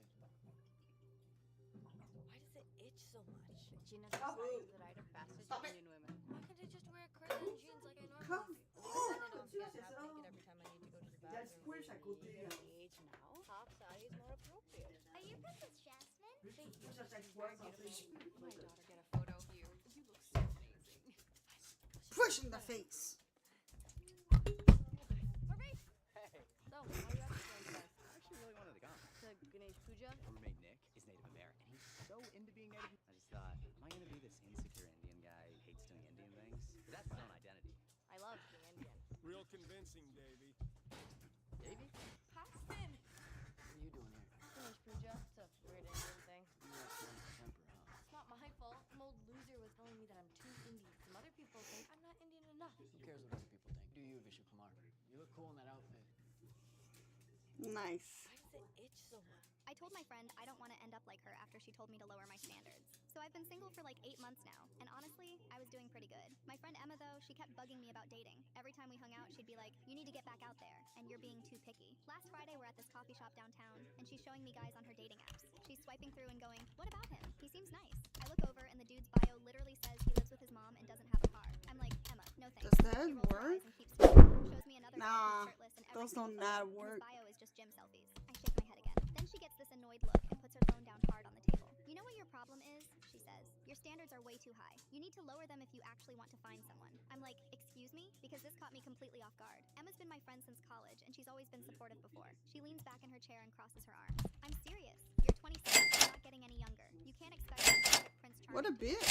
Look at me. I date guys who aren't exactly my dream man, but at least that hits Glass me girl. because Emma's dating situation is not great. Sorry. She's always complaining about her boyfriend Jake, like constantly. He'd cancel plans last minute, forget important dates, and from what she told me, he was pretty much useless around the house. She was always venting about how he'd leave dishes everywhere and never helped with anything. But I didn't say anything at first. I just stirred my latte and tried to change the subject. I'm not looking for perfect. I just want someone who has their life together. See, that's what I mean, Emma says, getting more worked up. You want someone with a good job, their own place, a car, hobbies, emotional maturity. That's like a whole checklist. Real relationships aren't like that. I'm sitting there thinking, those aren't even high standards. Those are like basic adult requirements. But Emma keeps going, you need to be more realistic. Maybe date a guy who's still figuring things out. Maybe someone who's going through a rough patch. You can't just wait around for someone who checks every Yeah. box.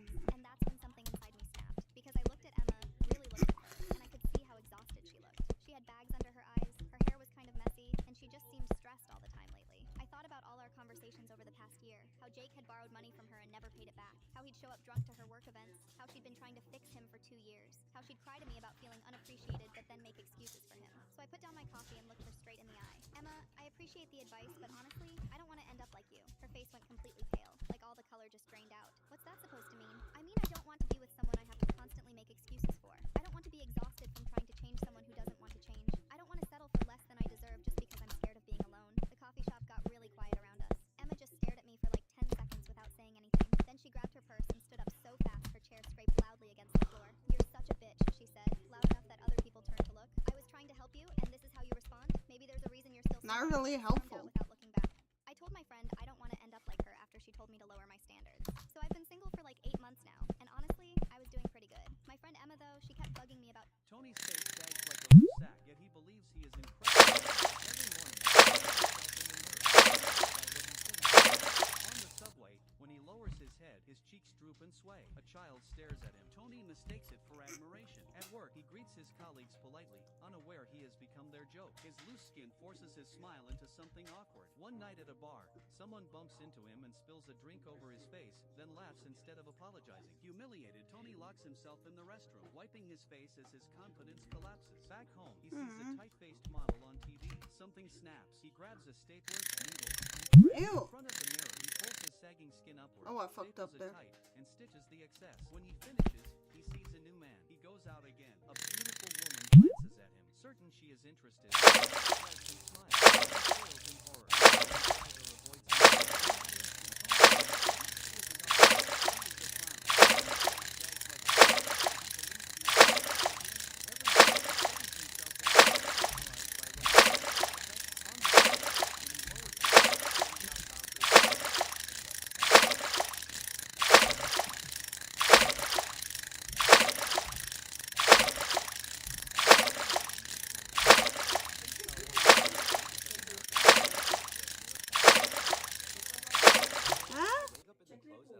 the rest of the day. Amici, sì, è pas J'ai pas If a regardé. stranger walks up to me and we overshare about our lives. Hey, I can't drink that stuff. I got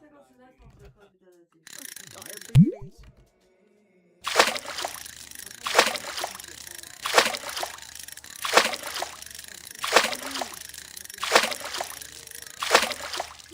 Majestic. Guys, what would you do in this situation? Not. Pick your option. Slow down. Slam brakes.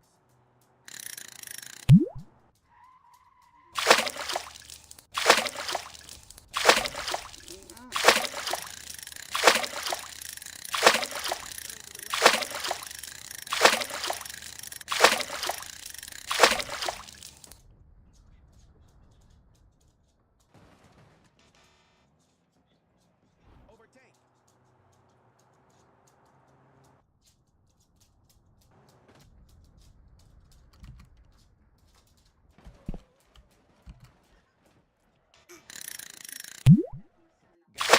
There's no way we can survive this situation. Better to follow the rules and ride within the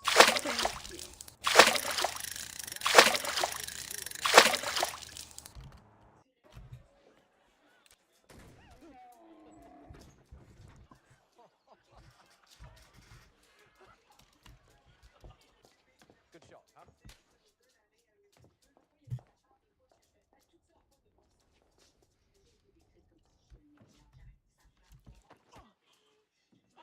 I do have a temper and some rage. You cannot cross me, especially not in front of others, or you will pay. What? Don't look at me like that. You're a disappointment to me too. I will shut you up at my pleasure. You will try and fail. You will be happy. Sit. You probably don't remember this, but a week or two ago I shot your bear and punched you. Perhaps it has cast a pull between us. The fact you shot my bear and punched me. Yes. Point is, it's a new day. A time to put things behind us. Do you wish to forget it?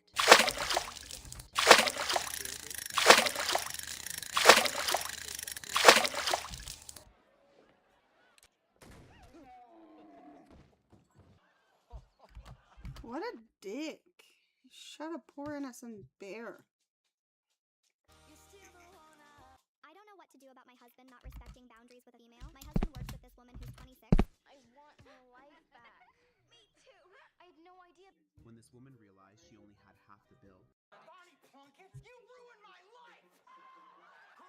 My sister married my ex-fiance and asked me to give a speech. I gave one she'll never forget. My sister Jody called me 8 months after stealing my fiance to ask if I would be her maid of honor. I really want you standing next to me, she said sweetly. It would mean so much to have my sister by my side on the most important day of my life. I told her I couldn't do it, and she started crying and handed the phone to our mother. You're tearing this family apart, Mom said. Jody can't help who she fell in love with. You need to grow up and accept it. I agreed to give a toast instead just to end the conversation. I was then forced to attend a wedding planning session where Jody asked me to print her speech card from her laptop. I opened her documents folder and saw a file labeled with my ex-fiance's name. I decided to open it and found emails and screenshots dating back to when he and I were still engaged and picking out wedding venues. I read every single one while my sister laughed in the next room and pretended like nothing was wrong for the rest of the night. The ceremony was at the same venue where I had planned to marry him, which Jody said was just a coincidence when I confronted her about it. It's the nicest venue in the area, she told me with a little shrug. I'm not going to punish myself just because you couldn't make things work with him. I stood in the back and watched her float down the aisle in a dress almost identical to the one I had picked out 2 years ago. During the vows, he cried as he told her she had shown him what real love looked like. Jody looked right at me and smiled. At the reception, she grabbed my arm and pulled me aside. I hope your toast isn't going to be weird, she said. This is my day, and I don't want you making it about your feelings. I told her not to worry, and she squeezed my hand like we were best friends. Good, she said, because honestly, he was never going to actually marry you anyway. I just sped things up. She walked away before I could respond, and clinked her glass and snapped my toast. I walked to the microphone, and 200 guests turned to watch me. Thank you all for being here to celebrate my sister and her new husband, I said warmly. I actually discovered something recently about Jody that I think everyone deserves to hear. Jody tilted her head slightly, but kept smiling. I pulled out my phone and read the first email out loud. He complained about her again tonight, and I told him she's always been clingy and obsessive. I'm planting seeds. Give me 6 months. The room went dead silent, and Jody's smile vanished. That was from when I was still engaged to him, I said calmly. Here's another one from 2 months later. I read it clearly and slowly. I made a fake dating profile using her pictures and matched with his coworker. Then I sent some messages that definitely crossed a line. He'll see them eventually. The groom turned to Jody with confusion all over his face.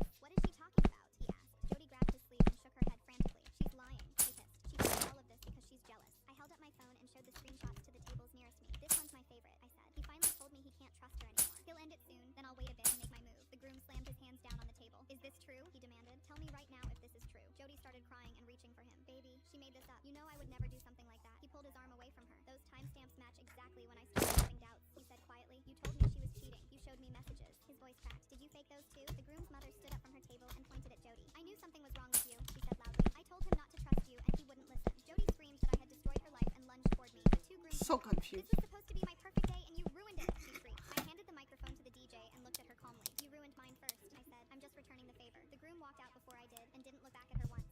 My I'm sister so married my ex-fiancé confused. and asked me to give a speech. I gave Her ex-fiance. What does it have to do? What?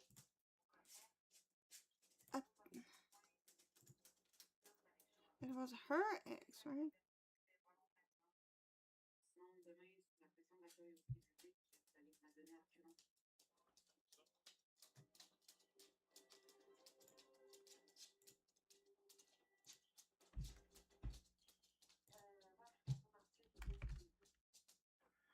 She said loudly.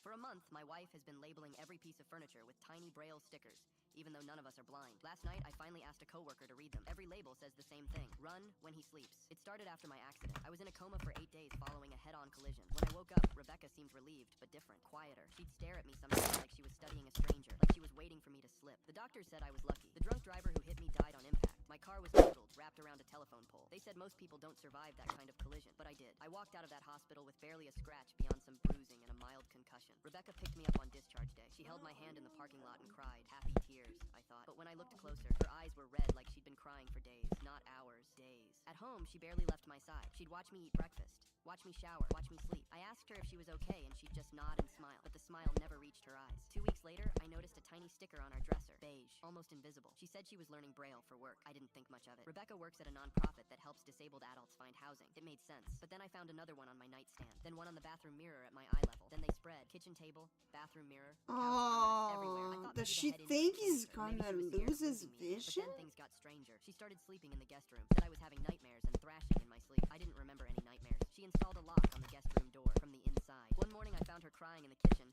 staring at our wedding photo. When I asked what was wrong, she flinched. Actually flinched. Like I'd raised a hand to her. I'd never touched her in anger in 10 years of marriage. She started asking me weird questions. Do you remember our first date? What did we name our goldfish in college? What song did we dance to at our wedding? I answered everything correctly, but she'd just stare at me like I'd given the wrong answer. Then I found her journal. It was sitting open in the bed when I brought it home. The last entry was she doesn't blink as much. Normal people blink 15, 20 times per minute. I've been counting. He blinks 6 times per minute. The doctor said brain injuries can cause that, but it's been 5 weeks. Shouldn't it have normalized by now? I counted my blinks for the next hour. 16 per minute. Perfectly normal. Why was she lying in her own bed? I kept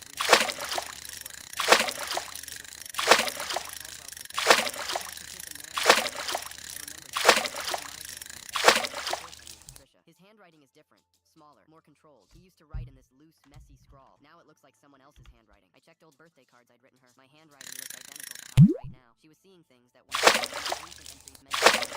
She started putting them together, but she didn't explain it. She wrote, "If I'm right, I can't read them. Time for work. Her sister got quiet. Then she said Rebecca had called her 3 days after I woke up from the coma, sobbing, saying something was wrong, that I wasn't right. Her sister thought it was just the trauma of almost losing me, but Rebecca had said something else. Something else that didn't want to repeat it. She told me. She said they brought you back something. So I asked him to read one. His face went white. They all say the same thing, he whispered. Run when he sleeps. Rebecca came home while he was leaving. She froze. That night, I pretended to sleep. Around 2 a.m., the bedroom door opened. She stood there with a kitchen knife, shaking and crying. My husband. She said, "I don't know what you want." The police found her in the empty pill box. For a month, my wife even though none of Did us she had just watched. lost Last it night, I after? finally asked a coworker. What the fuck? Does she not think that people can come back from being dead? He just died for 4 minutes. Like, you have the time to come back to life. She think a demon took possession of him? He's not my husband. Help! I don't know him. We had our first fight. Oh no, what'd you fight about? Oh no, what'd you fight about? Ted has been literally complaining about work nonstop for weeks. How was your day? Good. Aren't you gonna ask how my day was? No, I know how it was. It was awful. You wanna run a movie tonight? I listened to your work.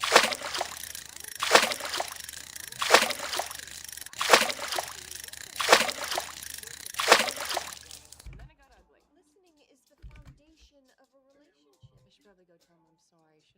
kid about Robin. I've got an awesome party lined up. Love to join you at that one, but I got tickets to Foxy Boxing. I wish I could join you guys, but I gotta get back to my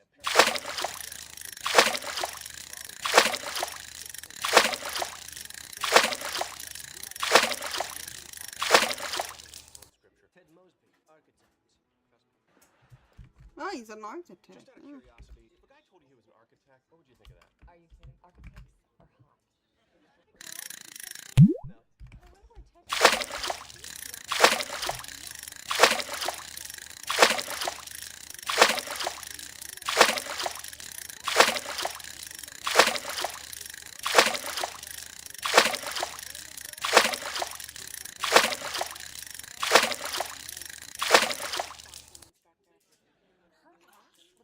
Bless you. Alright, we'll swing by the party. Have you seen Marshall Erickson? He was with a guy named Ted. You mean Ted Mosby, the architect? He went dancing.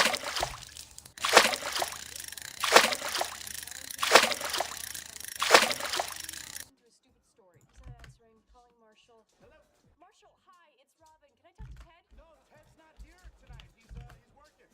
Okay, bye. Marshall, Ted's cheating on me.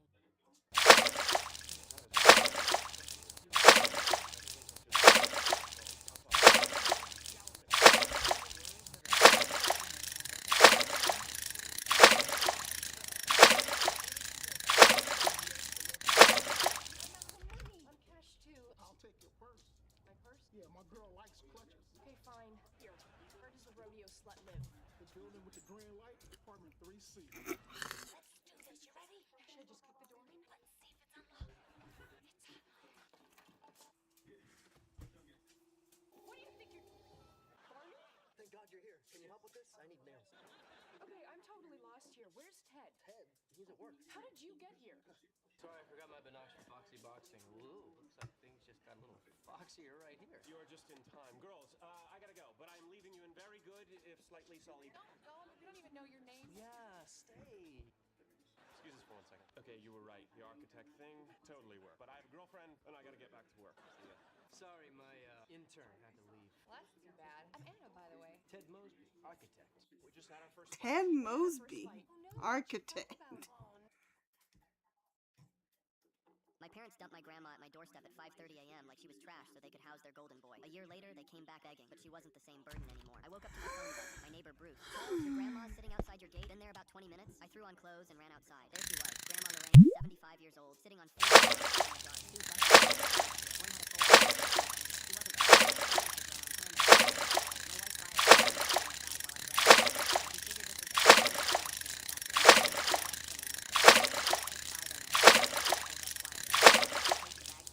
Nice. Knock on my door, no phone call, just gone. I called them 21 times. Got no a book. My brother Tyler We needed got their some spare bedroom books. for his new baby. So instead of asking him to get a hotel for 2 weeks, they just took her. When I finally drove to their house, Tyler was outside laughing with his wife Olivia, unloading a moving truck. My dad said it like it was nothing. She's staying with you now, isn't she? What's the problem? Mom chimed in. Tyler and Olivia just had a baby. They needed stability. Your grandma was getting too difficult anyway. Always forgetting things, leaving the stove on. I stared at them. You left a 75-year-old woman on frozen concrete before sunrise. Tyler shrugged. Look, man, you're being dramatic. She wasn't happy here anyway. That's when I said it. You all make me sick. Ew.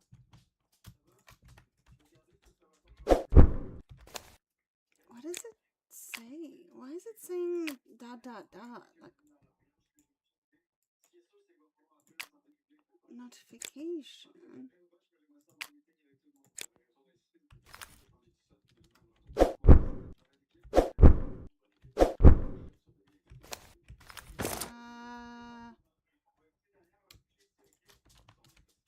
Does that count?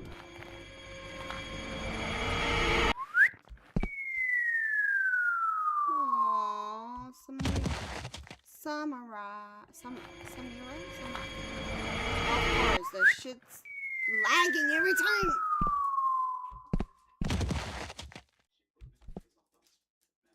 Really? Every time it lags at the end. I just want to see her. Dang it. It's so hard to close.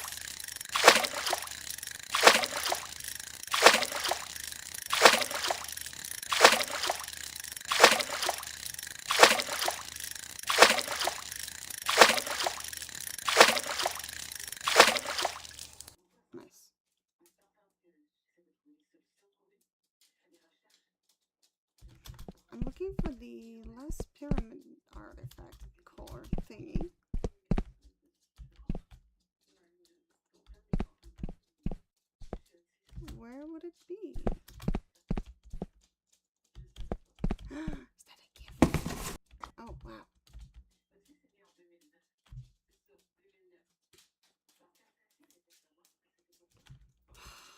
DP, can you just lay down? Goodness, he's just walking non-stop for hours now.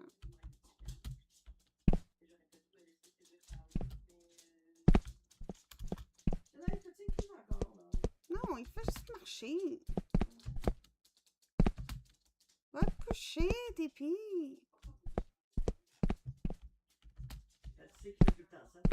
Mais non, mais là, ça fait un bout, là.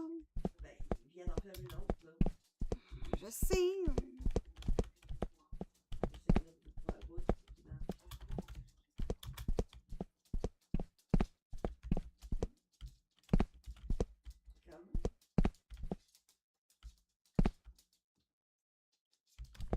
Where would it be?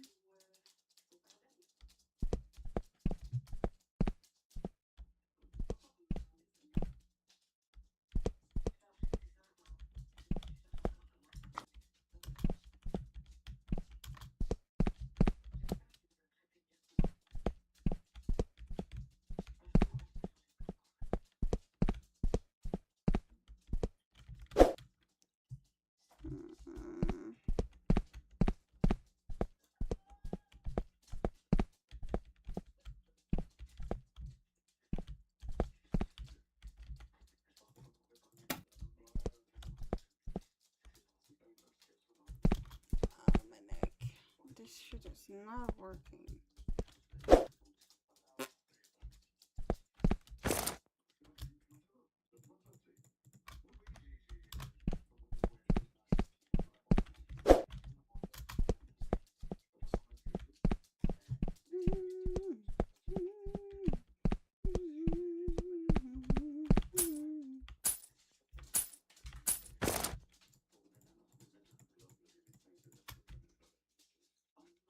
Whatever. My game crashed! And I didn't save.